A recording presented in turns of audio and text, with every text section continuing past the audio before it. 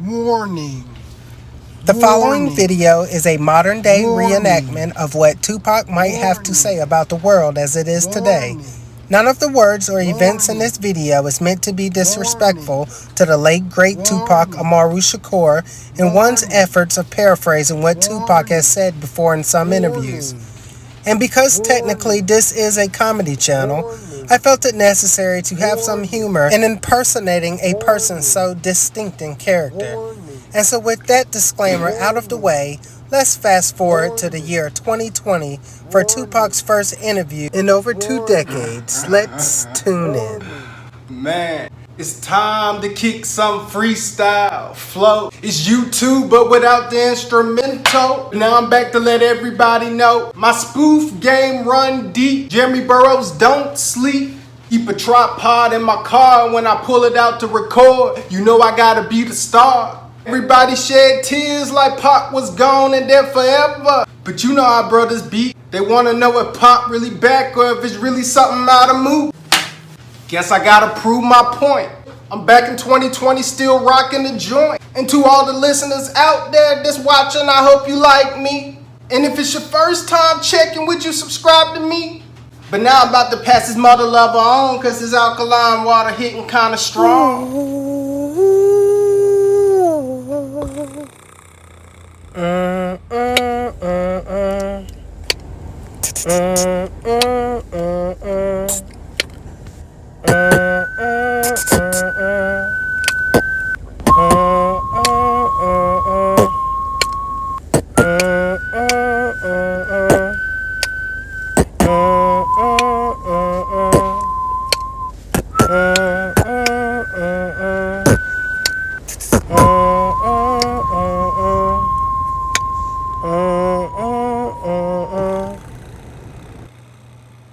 So Pac, man, it's such an honor to have you back with us to do this interview. A true legend. How you doing, man? Yeah, no doubt. I'm glad to be here. It's been a long time coming for this interview, but it's 2020 now, and I feel like I'm smarter, wiser, and now I just feel free because I've had the time to study the rules of the game. And now at this point, the world ain't no trick no more. The world is just a game to be played. And once a person gets an understanding of the levels of the game and how it's played, then the world ain't no trick no more. The world is just a game to be played. So we looking at the world from behind us. Nowadays in 2020, trust me, brothers already know what they need to do. But now I feel like it's time.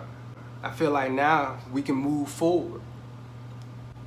I ain't gonna lie, I agree with that 100%. It's time to move forward. And I wanted to ask you, because you've been gone all this time, people speculate you faked your death, man. Where you been at all this time? I went to Thug's Mansion, a place where you ain't gotta worry about getting shot at or getting chased by the police and arrested. A spot that we could kick, so we ain't have to be looking over our shoulders 24/7. You feel me? Pac, I'm going to tell you, man, if anybody feel you, I feel you, you know. But I wanted to ask you, people been wondering, what's going on with Biggie? What's the 411 on that situation? Man, nah, Biggie my homeboy. Man, people really got the stuff twisted. It's really the journalists and the reporters and all them trying to make y'all think we got a problem. But when you think about it, you shooting it to 3,300 homes. But nah, me and Biggie cool. I seen him out at the mansion last night. We was kicking back shots with Jackie Wilson and Sam Cooke. But nah, me and Biggie's situation was really smaller than that. You know, it's funny. I've heard you mention that in an interview before, that you and Biggs was tight, you know, growing up and everything. But what's going on with Biggie Smalls? What's up with him, man? Man, have y'all seen Biggie lately? Biggie weigh like 185 now. Biggie done got swole. I mean, look at me. I'm still skinny. And I've been working out my hardest. For real. I had to apologize to Biggie for calling him freaking Piggy in the Hit 'em Up video. We went running around the track. He dang near beat me. I'm 135. What's my excuse? You know, I said some things, but in war, it's all cool. And we done hashed it out like G's. Yeah, it's good to have that for the record, just to know that everything is coping steady with you and Biggie. But I want to ask you, what have you been noticing going on in the world since you've been gone? I feel like I've been observing a whole lot of things in the rap game, from the places that I grew up, from Baltimore, Oakland, Marin City, and just especially out west, because that's where brothers really putting it down. You got people out there like The Game, Kendrick, Nip, J-Rock. You got all these artists out here representing. It's like putting their stamp in the ground. Just like they did on the moon. Armstrong, he came and he put his stamp down. Well, that's what the West Coast gonna do. And I've just observed how the world done changed, from technology to everything, even the little Coachella thing that they did.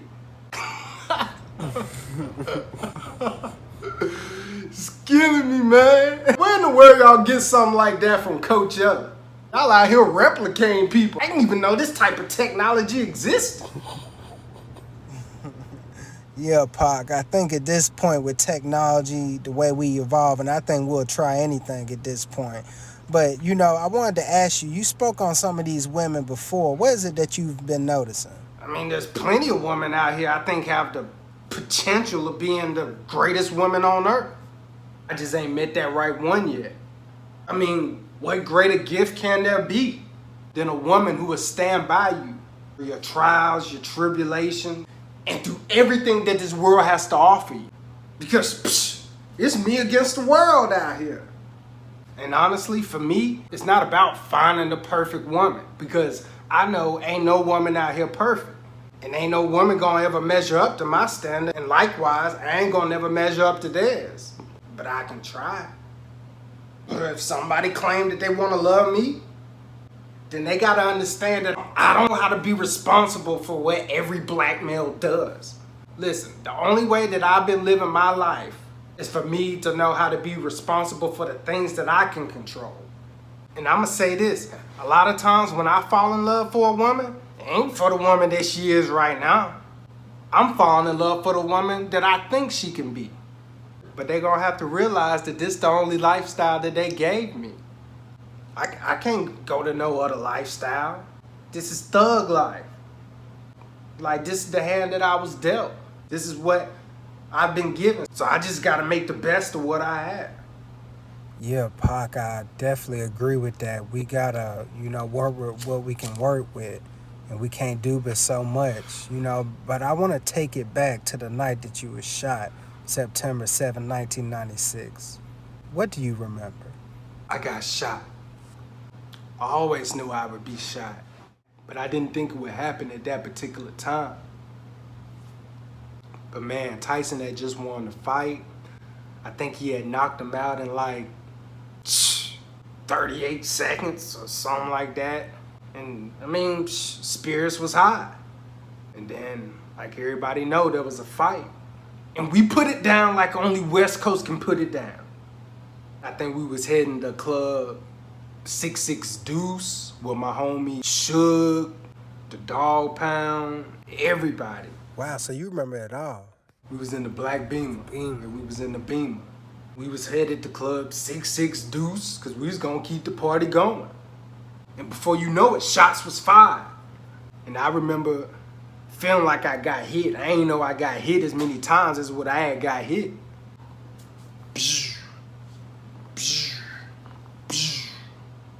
Beamer sped off. And I remember somebody crashing into something. Yeah, I feel like I'm a soldier, so I'm gonna make it through it. And then I faded out. Like, I always knew how it was gonna be when I died. It was gonna be quiet, and then I just fade out. Pac, if I didn't know any better, I would have thought you mapped this out from start to finish, your moves and stuff. But I want to ask you, you met with Snoop and Cube and a lot of people you ain't seen in a while. They've been telling you to get out here and, coaching you up on stuff. What's up? I appreciate the love and support that everybody was giving me. I heard Snoop there, And Snoop was right in my ear, talking, Pop, you gonna make it through this, man. I got you. You gonna make it. He was like, Pop, you there? You hear me? Then my homie Snoop. Man, we just want you to stick around. Killing me, man. That's it. Snoop, man, I hear you, man. Like, man, I hear you, but god dang, let a brother live. Well, Pop, man, we appreciate you coming through today for this interview. One of many to come. I know you got a busy schedule. Thanks for being here. Till next time. Peace and one love. We out.